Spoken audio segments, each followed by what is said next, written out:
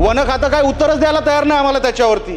त्यांचे अधिकारी आम्हाला काय सांगायलाच तयार नाही की तुमच्या ह्या जमिनी मिळणार आहेत की मिळणारच नाही आहेत. सरकारने मला जी मॅच करून दिलेली ही जी फिगर आहे ती आली कुठून? 42,242 जो हेक्टर फिगर आलेला आहे तो मुळात मी जनरेट केलेला आहे. तो सरकारकडे कसा आला?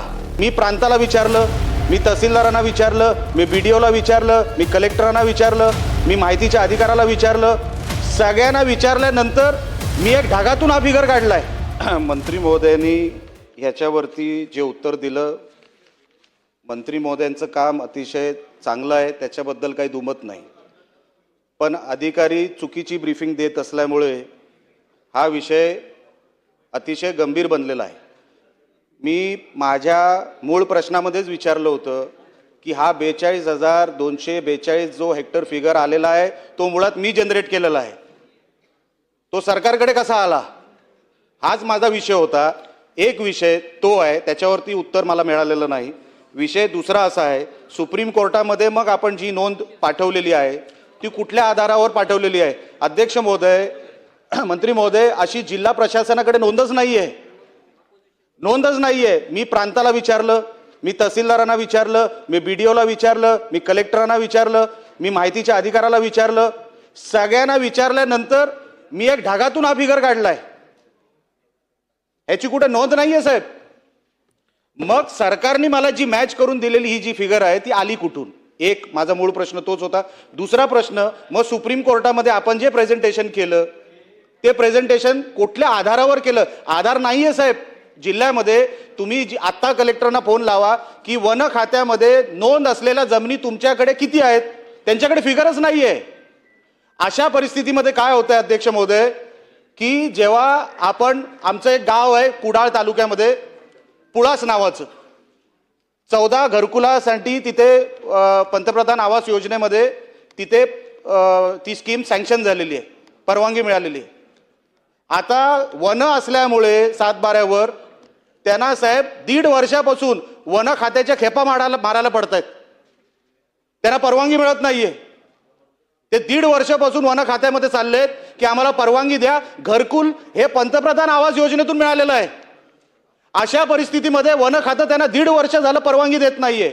मग अशा परिस्थितीमध्ये जेव्हा, आणि मंत्री महोदय, जेव्हा ह्याचा सर्वे झाला, जसं तुम्ही म्हणता सर्वे झाला साहेब, सर्वे पण चुकीच्या पद्धतीने झाला.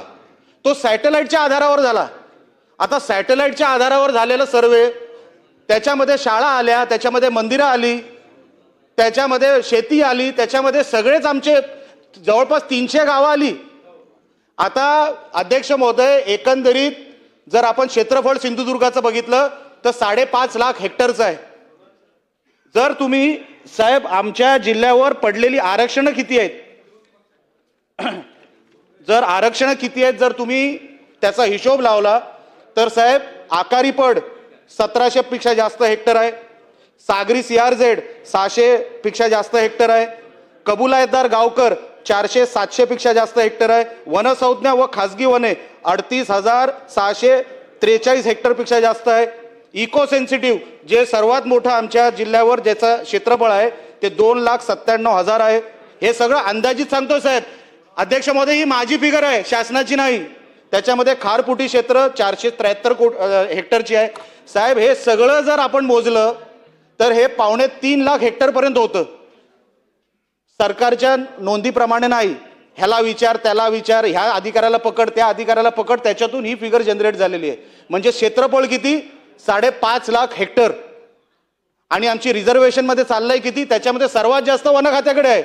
वन खातं काय उत्तरच द्यायला तयार नाही आम्हाला त्याच्यावरती. त्यांचे अधिकारी आम्हाला काय सांगायलाच तयार नाही की तुमच्या ह्या जमिनी मिळणार आहेत की मिळणारच नाही आहेत. आम्हाला सांगायला तयार नाहीत. साहेब प्रायव्हेट फॉरेस्ट जेव्हा सॅटेलाइट पडलं आणि सॅटेलाइट थ्रू रिझर्वेशन पडली, साहेब तुम्हाला एक सांगतो अध्यक्ष महोदय, 98% सिंधुदुर्गामध्ये ही प्रायव्हेट फॉरेस्ट आहे. ह्याची नोंद झालेली आहे. म्हणजे गव्हर्नमेंट फॉरेस्ट फक्त 2% आहे. वन खात्याने कधीतरी याच्यावरती उत्तर द्यावं. 2% गव्हर्नमेंट फॉरेस्ट म्हणजे आम्ही मागतोय कुठल्या जमिनी? आमच्या शेतकऱ्यांच्या जमिनी मागतोय आम्ही. प्रायव्हेट फॉरेस्टचा अर्थ काय होतो अध्यक्ष महोदय की जेव्हा प्रायव्हेट शेती करणारे जे शेतकरी होते त्यांच्यावरती रिझर्वेशन जेव्हा टाकण्यात आलं त्याला प्रायव्हेट फॉरेस्टमधून त्याची गणना झाली. आणि म्हणून 98% आमच्याकडे प्रायव्हेट फॉरेस्ट आहेत का?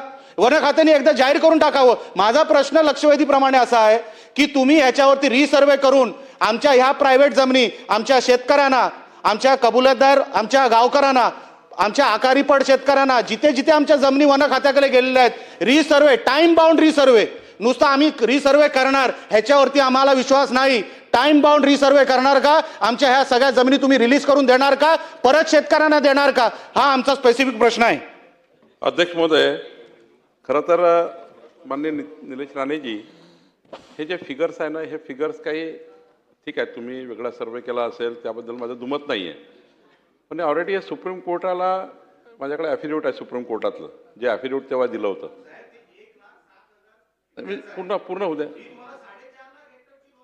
पूर्ण होऊ द्या, त्याच्यामध्ये ही गोष्ट खरी आहे की त्यांच्या मतदारसंघ जिल्हा हा संपूर्ण आरक्षणामध्ये भरकटलेला आहे. म्हणजे खरंच त्या जिल्ह्याने आता खूप अडचणीत आलेला जिल्हा आहे.